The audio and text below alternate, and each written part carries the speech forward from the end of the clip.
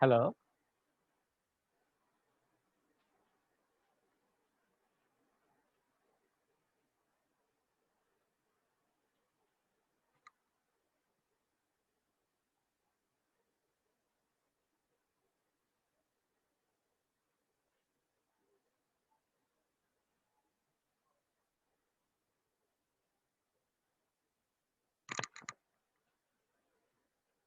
সুপ্রিয় শিক্ষার্থী, Saraipara city corporation degree college কর্তৃক আয়োজিত আজকের অনলাইন ভিত্তিক শ্রেণী কার্যক্রমে তোমাদের সবাইকে স্বাগত জানাচ্ছি।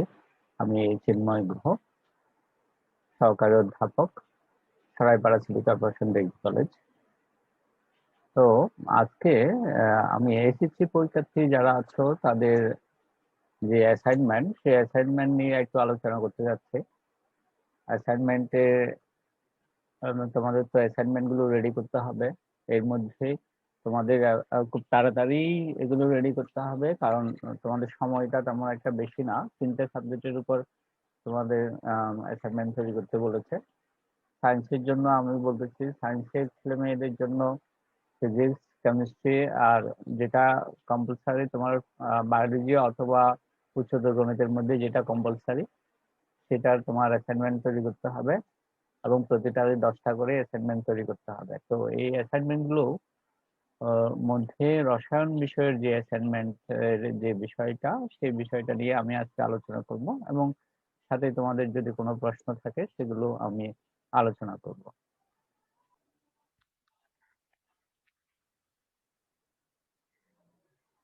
হ্যালো।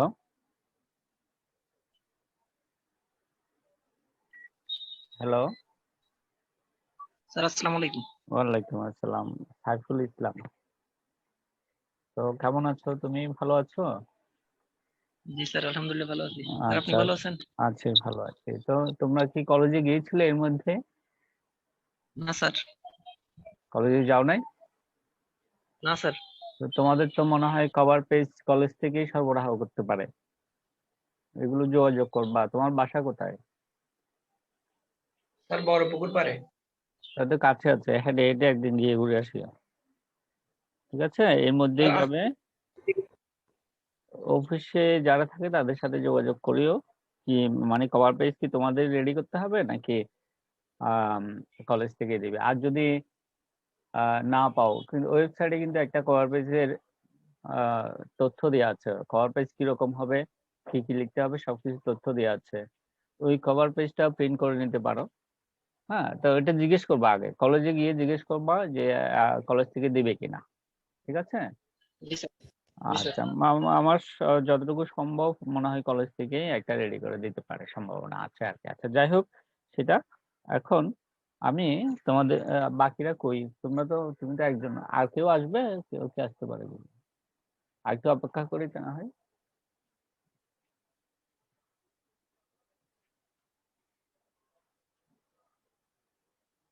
তো এখানে আমি হোয়াইট বোর্ডে কিছু লেখা লিখছি, এটা দেখা যায়?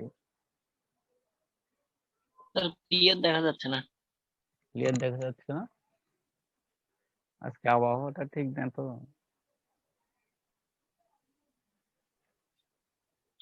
এখন দেখা যায়? লাইটের রিফ্লেকশনটা বেশি।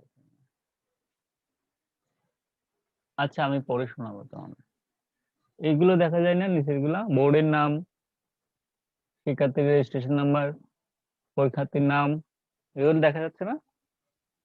জি স্যার, এগুলো দেখা যাচ্ছে।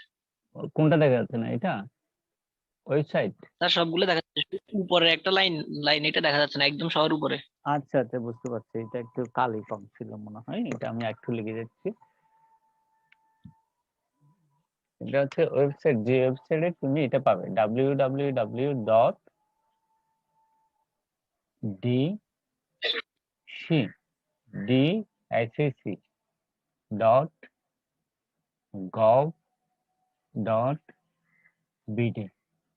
এখানে তোমাদের অ্যাসাইনমেন্ট গুলো দেওয়া আছে।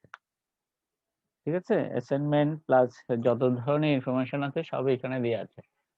তো তোমাদের তুমি জাস্ট ক্লিক করবা যে 2021 সালের এইচএসসি পরীক্ষার্থীদের অ্যাসাইনমেন্ট, এটা দিয়ে গুগলে গিয়ে ক্লিক করলেই পেয়ে যাবে, অথবা এখানে গিয়ে ওটা সার্চ করলেই পেয়ে যাবে। তখন ওটা ডাউনলোড করে নিবা, ডাউনলোড করে নিয়ে পারলে প্রিন্ট করে নিবা, আর না পারলে ওখানে কি কি বলা আছে সেগুলো অনুসারে তোমাকে কাজগুলো করতে হবে। তো আমি এখানে দেখো কভার পেজে কি কি লেখ, কভার পেজে কিন্তু 4টা অংশ আছে, 4টা অংশ। তোমাদের অংশটা উপরেরটা, একদম উপরে যে অংশটা আছে সেই অংশটাই তোমাকে পূরণ করতে হবে। এখানে কি কি লিখতে হবে দেখো, শিক্ষা বোর্ডের নামটা লিখতে হবে। শিক্ষা বোর্ডের নাম হচ্ছে মাধ্যমিক ও উচ্চ মাধ্যমিক শিক্ষা বোর্ড চট্টগ্রাম। এখানে একটা গ্যাপ আছে, এটা লিখতে হবে। তারপর তোমার রেজিস্ট্রেশন নাম্বার লিখতে হবে, পরীক্ষার্থীর রেজিস্ট্রেশন নাম্বার। তোমার অষ্টম এবং নবম শ্রেণীতে যে রেজিস্ট্রেশন নাম্বারটা আছে, হ্যাঁ, সেই অনুযায়ী তোমাকে লিখতে হবে, সেটাই লিখতে হবে। ঠিক আছে? স্যার এই বোর্ডের নাম কি ইংরেজিতে লিখবো না বাংলাতে?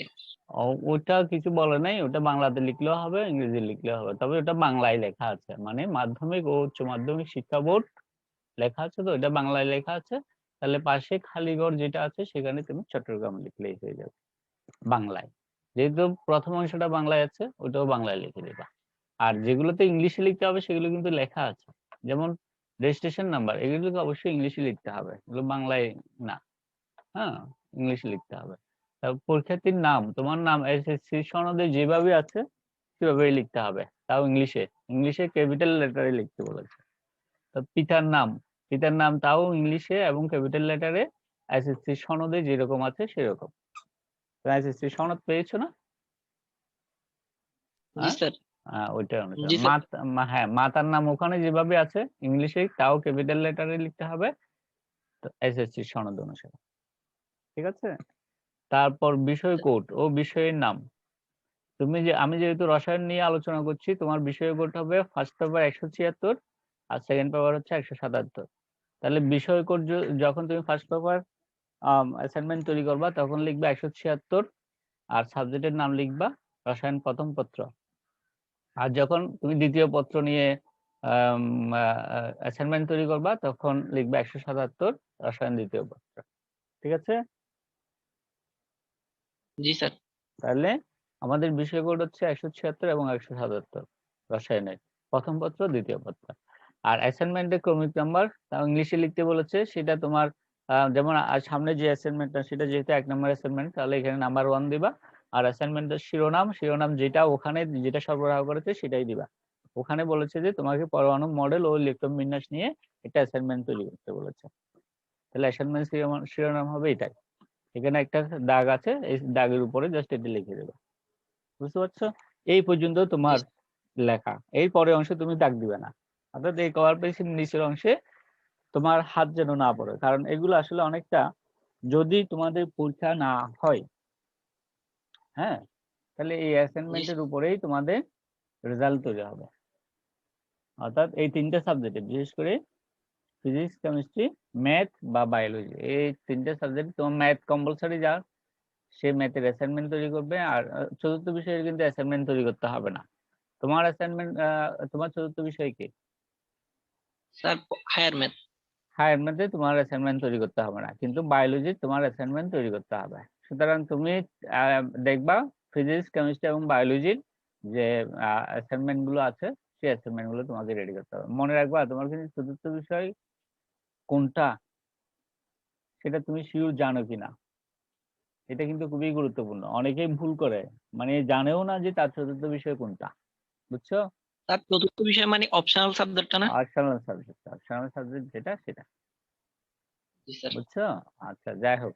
তো এইটা হচ্ছে যে তার প্রথম অংশ, অর্থাৎ আমি যে কভার পেজটার কথা বলা হয়েছে ওখানে, সেই কভার পেজের যে বিষয়গুলো তোমাকে লিখতে হবে সেটা, এটা হচ্ছে কভার পেজের বিষয়ের একটু পর্যন্ত। এর নিচের অংশে তুমি হাত দিতে পারবো না। এর নিচের অংশ আছে শিক্ষকের, তারপর অফিসের কিছু অংশ আছে, এইভাবে ভাগ করা আছে কার কোনটা অংশ। ঠিক আছে? আর একটা আছে, তোমাদের কিন্তু এইগুলো, এই অ্যাসাইনমেন্ট গুলো শুধু আমি না, অর্থাৎ এখানে সংশ্লিষ্ট টিচার না, বোর্ডের স্যাররাও কিন্তু এগুলো দেখবে, দ্বিতীয় আরেকজন পরীক্ষক থাকবে। সুতরাং এগুলো যদি ঠিক মতো না লিখো তাহলে তোমার কিন্তু নাম্বার আসবে না। বুঝতে পারছো? তোমার বই দেখে, মেইন বই দেখে এগুলো সুন্দরভাবে রেডি করবা। তাহলে আমি এখানে তোমরা কি এটা পেয়েছো, প্রশ্নটা পেয়েছো? জি স্যার। প্রশ্নে কি কি আছে? আচ্ছা, তোমার কোন কোন সপ্তাহে রসায়ন আছে সেটা আমি একটু করে এখানে লিখে দিয়েছি। এই প্রথম সপ্তাহে আছে রসায়ন, মানে এখন যেটা রেডি করছে সেটা। দ্বিতীয় সপ্তাহে নাই, তৃতীয় সপ্তাহে আছে। আর চতুর্থ সপ্তাহে আছে, পঞ্চম সপ্তাহে আছে, সপ্তম সপ্তাহে আছে।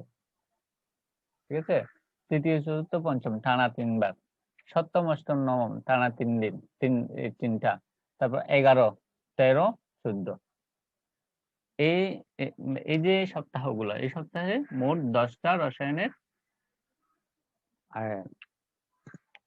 তৈরি করতে হবে, অ্যাসাইনমেন্ট তৈরি করতে হবে। ঠিক আছে, 10টা। তো এই সপ্তাহগুলোতে কিন্তু শুধু রসায়ন থাকবে না, সাথে অন্য একটা সাবজেক্টও থাকবে। অর্থাৎ তোমার এক সপ্তাহে 2টা করে অ্যাসাইনমেন্ট রেডি করতে হবে। বুঝতে পারছো? জি স্যার। তোমার এই সপ্তাহে কোনটা কোনটা তৈরি করতে হবে, কি কি বিষয় তোমার কি জানা আছে? জি স্যার, এই কেমিস্ট্রি আর জীববিজ্ঞান আর পদার্থবিজ্ঞান। 3টাই এক সপ্তাহ, জি স্যার। প্রথম সপ্তাহ? আচ্ছা, ঠিক আছে। তাহলে তো তোমার 3টা পড়ে গেছে। আচ্ছা, হ্যাঁ। আচ্ছা, যাই হোক, সেটা তুমি পরে রিলিফ পাবে হয়তো। তাহলে এটাই হচ্ছে তোমার, তাহলে এগুলো কি তোমার জানা আছে? এই অংশটা, রুটিনটা, ওরা যে গ্রিডটা দিয়েছে সেটা? জি স্যার, এই গ্রিডটা স্ক্রিনশট নিয়ে রাখছি স্যার। ঠিক আছে, ওটা রেখে দিবে, ওটা খুবই গুরুত্বপূর্ণ কিন্তু। ঠিক আছে। আর কোন কোন দিন দিয়েছে সেটা কি তোমার মনে আছে? কোন দিন অ্যাসাইনমেন্টটা দিয়েছে? স্যার 26 তারিখে। 26 তারিখ। 26 তারিখ কি বার ছিল?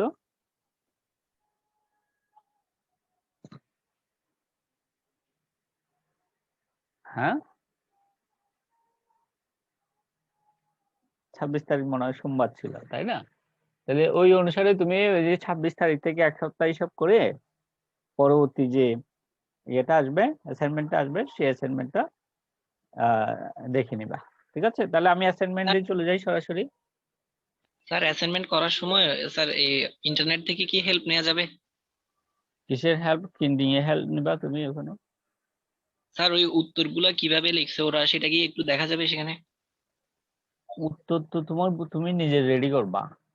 এখানে কিন্তু বলাই আছে, নকল করলে বা গাইড বই থেকে লিখলে তোমাকে কিন্তু নাম্বার দেওয়া হবে না, বা আবার রেডি করতে বলবে।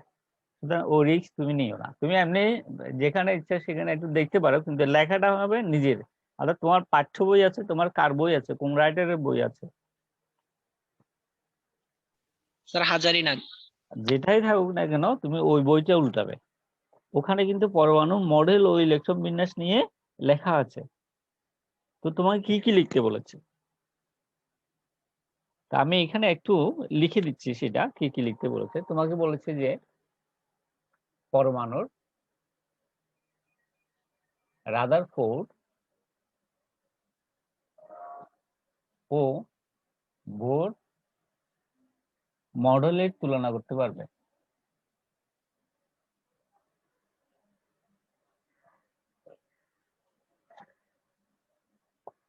ঠিক আছে, এটা হচ্ছে প্রথম। তার মানে তোমাকে মডেল 2টা নিয়েই লিখতে হবে, অর্থাৎ রাদারফোর্ড পরমাণু মডেল নিয়ে লিখতে হবে, বোর পরমাণু মডেলও লিখতে হবে, সাথে এদের তুলনাও লিখতে হবে। বুঝতে পারছো আমি কি বলেছি? তাহলে এখানে কি কি জি আসবে স্যার। এই অংশে? এই অংশে আসবে রাদারফোর্ড পরমাণু মডেল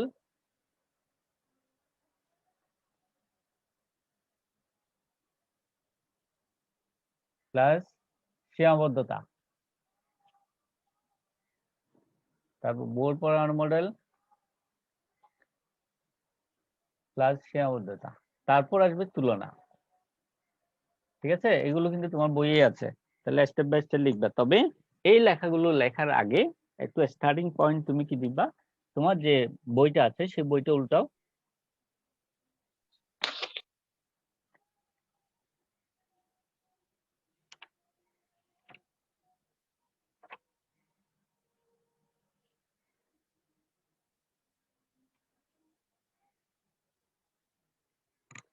উল্টাইছো, একদম প্রথম পেজে লেখা আছে না পরমাণু মডেল ও প্রাথমিক ধারণা, জি স্যার লেখা আছে। লেখা আছে না? ওই অংশটা জি লিখবা। স্যার। কি কি মডেলের কথা লেখা আছে ওখানে? রাদারফোর্ড পরমাণু মডেল, অর্থাৎ প্রথমে ওখানে তারা কত সালে, হ্যাঁ, কত সালে কে কে কোন কোন বিজ্ঞানী এগুলো দিয়েছেন সেগুলো সম্পর্কে লেখা আছে। তারপর বলেছে যে কি কি মডেল মডেল নামে পরিচিত, মডেল নামে পরিচিত এই যে মডেলটা কি সেটা উল্লেখ করবা, প্লাস বলবা যে এখানে 3টি পরমাণু মডেল সম্বন্ধে আলোচনা করা হয়েছে মানে এই চ্যাপ্টারে। তুমি এখানে ওটা লিখবা না, তুমি বলবা যে পরমাণু মডেল 3টি লিখবা। এক, রাদারফোর্ড পরমাণু মডেল, বোর পরমাণু মডেল এবং কোয়ান্টাম বলবিদ্যা পরমাণু মডেল কত সালে উপস্থাপিত হয়েছে সেটাও লিখে দিবা। হ্যাঁ, তারপর তুমি লিখবা রাদারফোর্ড পরমাণু মডেল। বিচ্ছুরণ পরীক্ষাটা লেখার দরকার নেই, বিচ্ছুরণ পরীক্ষা বাদ দিয়ে তুমি সরাসরি রাদারফোর্ড পরমাণু মডেল, রাদারফোর্ড পরমাণু মডেলের সীমাবদ্ধতা, তারপর বোর পরমাণু মডেল, বোর পরমাণু মডেলের সীমাবদ্ধতা, তারপর তুলনা। ঠিক আছে, সরাসরি তুলনা লিখে দিলেই হয়ে যাবে। আর যদি তুমি লিখতে চাও ওখানে আরেকটা কথা লেখা আছে, বোর পরমাণু মডেল এর সাফল্য ও গ্রহণযোগ্যতা একটা কথা লেখা আছে, তাই না? জি স্যার। ওটাও তুমি এখানে অ্যাড করে দিতে পারো। ঠিক আছে, তারপর তুলনাটা লিখবে। তাহলে এই অংশটা তে আর তেমন কিছু লিখতে হবে না।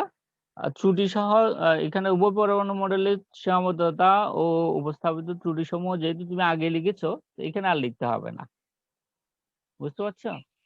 এই অংশটা জি আর স্যার। লিখতে হবে না।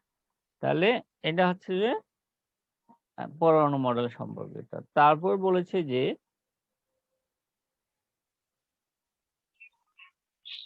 স্যার রাদারফোর্ডের আলফা কণা বিচ্ছুরণ এটা কি লিখতে হবে? না না, ওটা লিখতে হবে না বলছি তো। অর্থাৎ প্রথমে নামগুলো লিখবা, মডেলগুলোর নাম, তারপর আলাদা করে লিখবা, হেডিং দিবা রাদারফোর্ড পরমাণু মডেল, মডেলটা লিখবা, তারপর সীমাবদ্ধতা লিখবা ব্যাখ্যা সহ, তারপর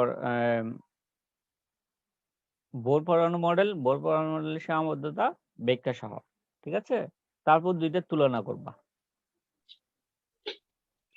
ঠিক আছে, তাহলে এটা হচ্ছে জি প্রথম স্যার। ক যেটা সেটা। আর খতে বলা হচ্ছে কোয়ান্টাম নম্বর সমূহ, কোয়ান্টাম সংখ্যা সমূহ বর্ণনা করো। হ্যাঁ, অর্থাৎ এখানে বলা হচ্ছে যে কোয়ান্টাম সংখ্যা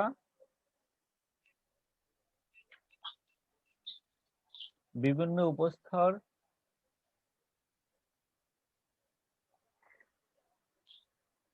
শক্তিক্রম এবং আকৃতি বর্ণনা করতে পারবে। ঠিক আছে, তাহলে তোমাকে বলা হচ্ছে, তার মানে কি তোমাকে কি কি লিখতে হবে? এখানে তোমাকে কোয়ান্টাম সংখ্যা কি সেটা লিখতে হবে, কোয়ান্টাম সংখ্যা বিভিন্ন উপস্তর যেগুলো আছে সেগুলো লিখতে হবে। অর্থাৎ কোয়ান্টাম সংখ্যা বর্ণনাটা পুরোটাই লিখতে হবে। কোয়ান্টাম সংখ্যা কোয়ান্টাম সংখ্যা কাকে বলে, কোয়ান্টাম সংখ্যা কত প্রকার, আমরা যে 4টা কোয়ান্টাম সংখ্যা পড়েছি, প্রধান কোয়ান্টাম সংখ্যা, সহকারী কোয়ান্টাম সংখ্যা, বায়ুজীবনতল কোয়ান্টাম সংখ্যা, ম্যাগনেটিক বা চৌম্বকীয় কোয়ান্টাম সংখ্যা, স্পিন বা ঘূর্ণন কোয়ান্টাম নাম্বার। এই যে কোয়ান্টাম সংখ্যাগুলো আমরা পড়েছি এগুলো সবগুলো বর্ণনা এখানে লিখতে হবে। তারপর এদের যে বিভিন্ন উপস্তর বলতে আমরা সহকারী কোয়ান্টাম সংখ্যা, ম্যাগনেটিক কোয়ান্টাম সংখ্যা বা স্পিন কোয়ান্টাম সংখ্যাকেই বোঝায়, অর্থাৎ এদের বর্ণনাও এখানে চলে আসবে। হ্যাঁ, অর্থাৎ তোমার এখানে খ নাম্বার কোয়েশ্চেনে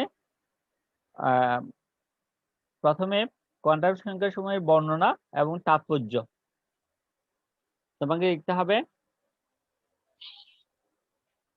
এবং 4টা কোয়ান্টাম সংখ্যার যথাযথ বর্ণনা সহ তাৎপর্য ব্যাখ্যা করতে হবে। তোমার এখানে বইয়ে যাও, তোমার বইয়ে কি কি লেখা আছে।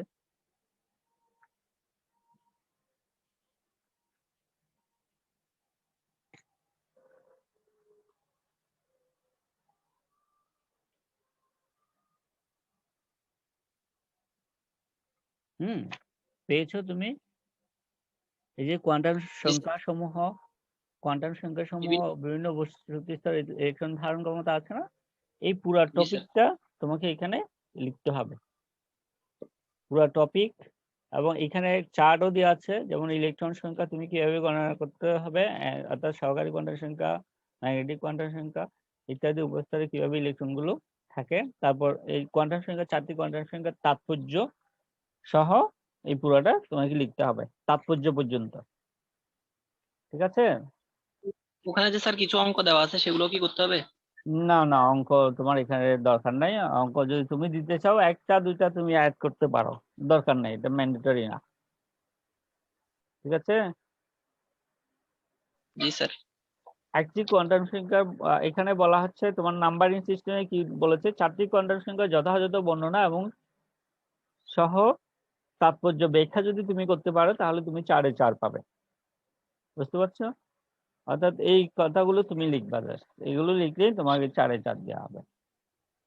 স্যার হ্যাঁ। অ্যাসাইনমেন্টের উত্তরটা কি নির্দেশক অনুযায়ী হবে নাকি স্যার শিক্ষণফল বা বিষয়বস্তু সেটা অনুযায়ী হবে? আর তোমার এখানে শিকল ফলে নির্দেশনা যেটা দেওয়া আছে ওখানে, শিকল ফলের জি স্যার। পাশে নির্দেশনা যেটা দেওয়া আছে, হ্যাঁ, জি স্যার। নির্দেশনাটা একটু ভালো করে দেখবা। ওখানে কিন্তু নাম্বারিং সিস্টেমে দেওয়া আছে, তাই না? জি তুমি স্যার। শিকল ফল অনুসারে করলে বুঝতে পারবে না কি কি লিখবা। শিকল ফল অনুসারে এগুলো সব চলে আসছে। যেমন আমরা বলেছি কোয়ান্টাম সংখ্যা কি, ডেফিনেশন, শিকল ফলে কিন্তু কোয়ান্টাম সংখ্যা আছে। বিভিন্ন উপস্তর, উপস্তর কোনগুলা?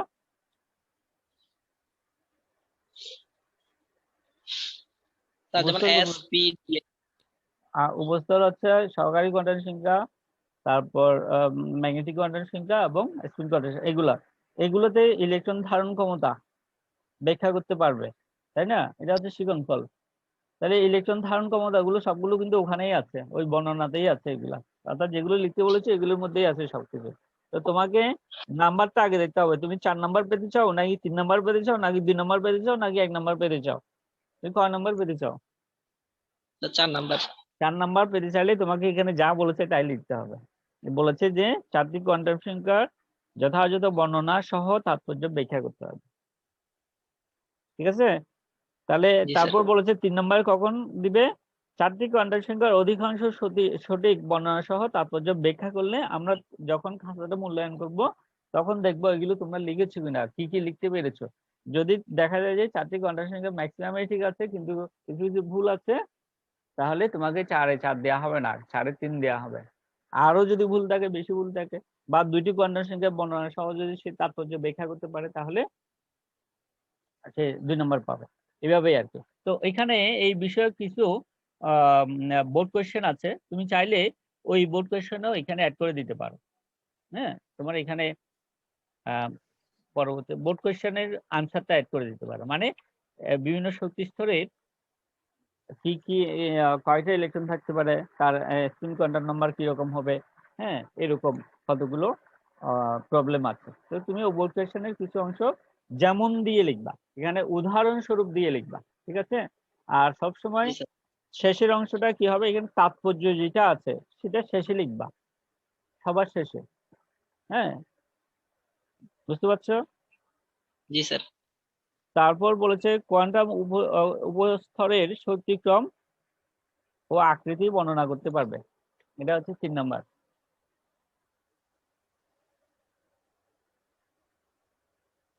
উপস্তরের শক্তিক্রম ও আকৃতি বর্ণনা করতে পারবে। তার মানে তোমার এখানে কি কি লিখতে হবে? হ্যাঁ, তোমার কি কি লিখতে হবে সেটা কিন্তু এখানে উল্লেখ করা আছে। কোয়ান্টাম সংখ্যা থেকে বিভিন্ন পরমাণু শক্তিসমূহের ইলেকট্রন ধারণ ক্ষমতা নির্ণয় করা। হ্যাঁ, তাহলে এখানে প্রথমে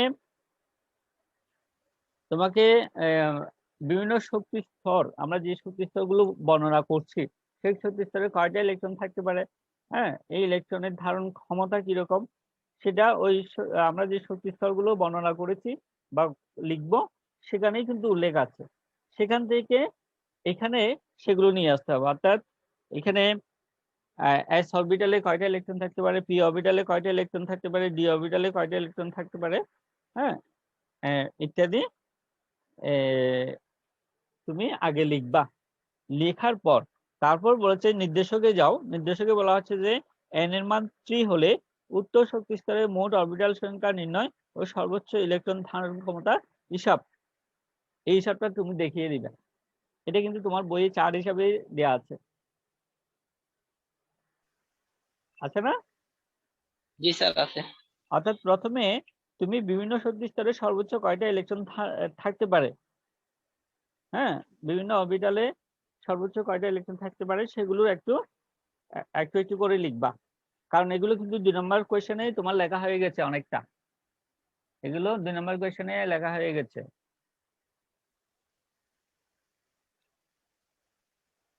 বুঝতে পারছো? জি স্যার। তাহলে 2 নম্বর কোয়েশ্চেনের ওখান থেকে কিছু অংশ তুমি এখানে প্রথম উল্লেখ করে তারপর n=3 তে যে চার্টটা আছে সেই চার্টটা এখানে সুন্দরভাবে লিখে দিবা।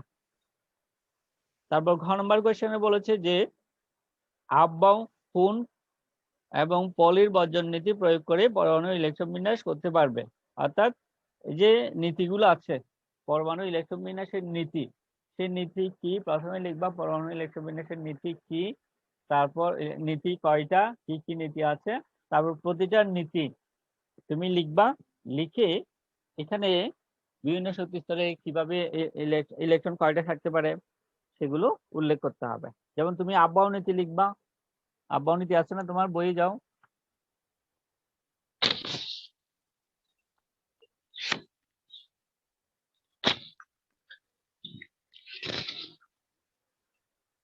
এই যে আবহাওয়া প্রিন্সিপাল আছে, আবহাওয়া প্রিন্সিপালটা লিখবা, আবহাওয়া প্রিন্সিপালের একটা চিত্রও আছে, চিত্রটা লিখবা। তারপর আবহাওয়া নীতির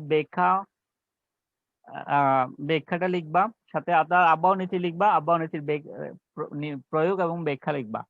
হ্যাঁ, আবহাওয়া নীতির ব্যতিক্রমও আছে, কিন্তু এখানে বলাই আছে আবহাওয়া নীতি হুন্ডি নীতি উল্লেখ পূর্বক পটাশিয়াম ও ক্রোমিয়ামের ইলেকট্রন বিন্যাস করতে হবে। হ্যাঁ, তা পলির অর্থাৎ নীতিগুলো প্রথমে লিখবা, তারপর তুমি ওখানে পটাশিয়ামের ইলেকট্রন বিন্যাসও দেখাতে হবে আর ক্রোমিয়ামের ইলেকট্রন বিন্যাসও দেখাতে হবে, এবং এগুলো কোন নীতি অনুসারে হচ্ছে সেটাও তোমাকে উল্লেখ করতে হবে। বুঝতে পারছো? জি স্যার। তাহলে এটা হচ্ছে যে তোমার 4 নম্বরের কোয়েশ্চেন। বলো এই যে কি এখানে কি কি সমস্যা আছে বলো। আমার মনে হয় এখানে তোমার বইয়ে সবকিছু, তোমার এই বইয়ে তোমার বই যেটা আছে সেখানে সবকিছু স্টেপ বাই স্টেপ দেয়াই আছে, জাস্ট ওখান থেকে দেখে দেখে তুমি প্রশ্ন অনুসারে দেখে দেখে লিখবা। আর এটা সবসময় দেখবা যে তোমার নির্দেশক যেটা দেওয়া আছে, নির্দেশক একটা দেওয়া আছে না? জি স্যার, নির্দেশনা। হ্যাঁ, নির্দেশনা যেটা দেওয়া আছে, নির্দেশনার পরে কিছু অংশ উল্লেখ করা আছে, মূল্যায়ন নির্দেশনা আছে না? জি স্যার, মূল্যায়ন নির্দেশনা। আর মূল্যায়ন নির্দেশনা অনুসারে কি কি লিখতে বলেছে, তুমি আর যা কিছু লিখো না কেন এই অংশটা অবশ্যই লিখবা। অর্থাৎ 4 পাওয়ার জন্য যা যা লিখতে বলেছে, জি স্যার। হ্যাঁ, সেগুলো তোমাকে অবশ্যই লিখতে হবে। বুঝছো? অর্থাৎ যেমন এখানে বলেছে 4 পাওয়ার জন্য প্রথমে বলেছে পরমাণু মডেলটির সীমাবদ্ধতা সহ যথাযথ ব্যাখ্যা।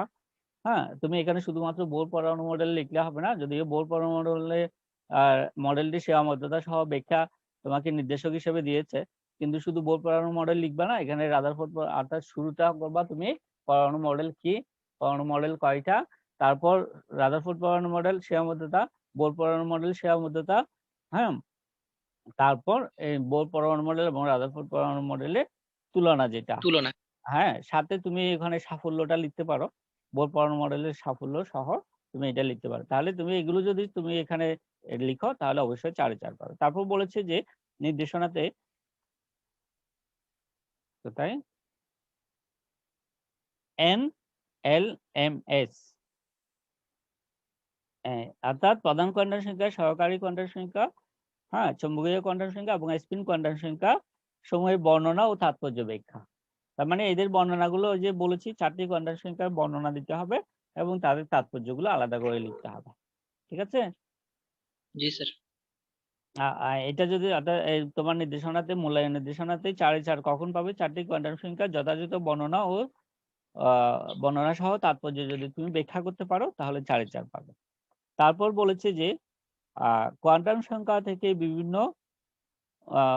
পরমাণুর বিভিন্ন শক্তি স্তরে ইলেকট্রন ধারণ ক্ষমতা নির্ণয় করা। অর্থাৎ বিভিন্ন শক্তি স্তরে যেমন K শেলে কয়টা ইলেকট্রন, L শেলে কয়টা, M শেলে কয়টা ইত্যাদি যে আমরা বের করি, সেটা কিভাবে বের করা, কোয়ান্টাম সংখ্যা থেকে কিভাবে নির্ণয় করতে হয় সেটাও আমরা এখান থেকে যদি যেমন গ নম্বরে এখানে একটা নির্দেশক হিসেবে বলাই আছে যে n এর মান 3 হলে উক্ত শক্তি স্তরে মোট অরবিটাল সংখ্যা নির্ণয় ও সর্বোচ্চ ইলেকট্রন ধারণ ক্ষমতা হিসাবটা তোমাকে এখানে দেখাতে বলেছে। তাহলে এখানে n এর মান 3 তুমি দেখাতে পারো বা n এর মান 2, 4 যেকোনো একটা দেখাতে পারো। তাহলে এখানে নির্দেশক হিসেবে জাস্ট এটা উল্লেখ করেছে। তুমি যদি 4 দিয়ে দেখাও কোনো সমস্যা নাই। আর 3 দিয়ে দেখাও, 3 তেও আছেই, কিন্তু তোমার বইয়ে আছে। তাহলে এখানে মোট কয়টা অরবিটাল থাকতে পারে?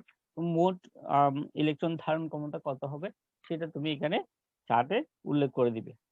হ্যাঁ, জি স্যার। এটাতে কি কোনো সমস্যা আছে? না স্যার। তারপর স্যার বলে অ্যাসাইনমেন্টের উত্তর যখন এই হাতে লিখবো স্যার, অফসেট পেপারে লিখবো, তখন স্কেলটা কি চারদিকে করতে হবে নাকি 2 দিকে করবো মার্জিনটা? তোমাকে অফসেট পেপারে লিখতে হবে এমন কোনো কথা নাই।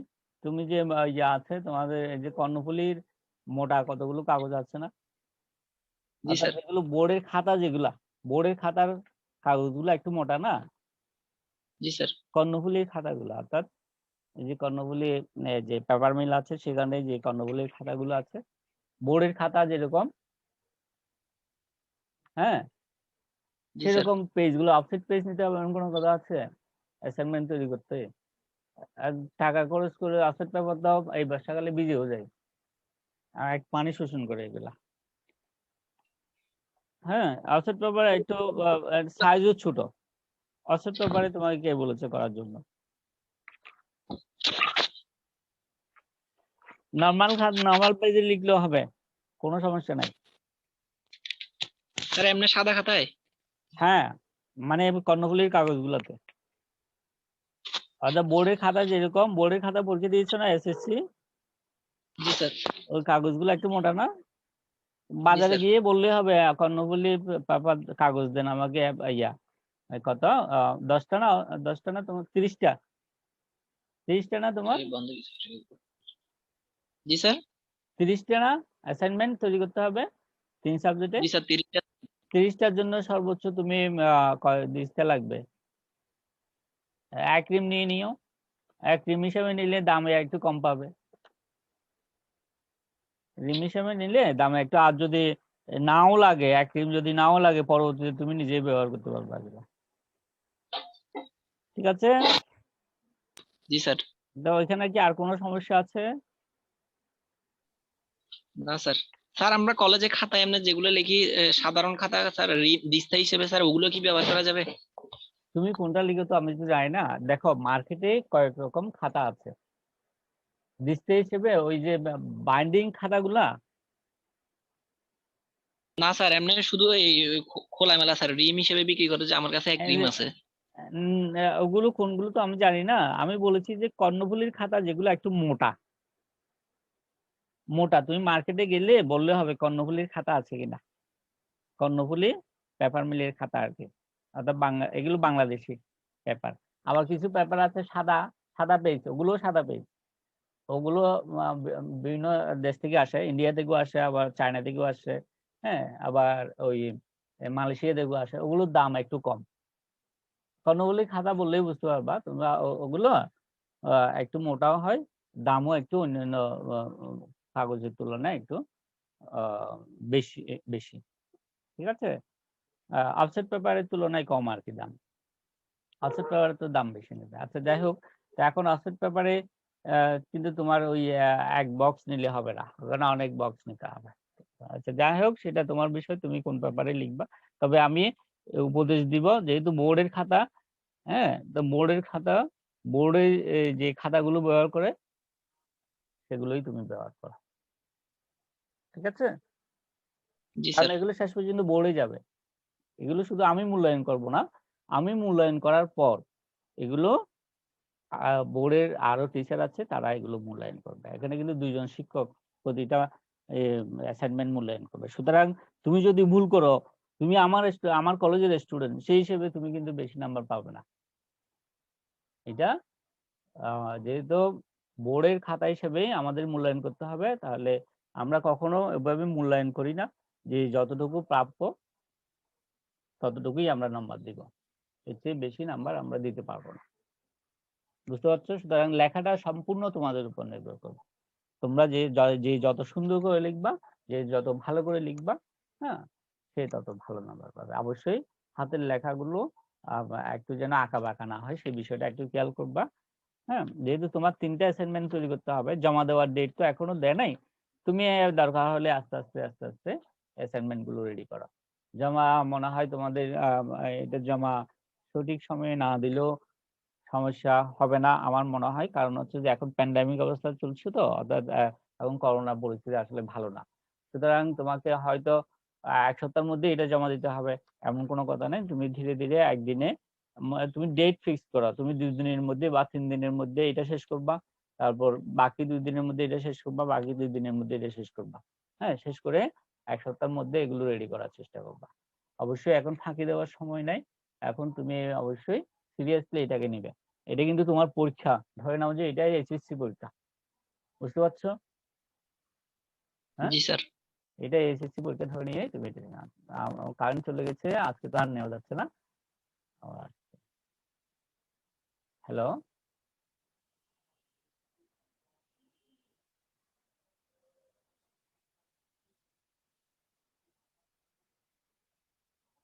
হ্যালো।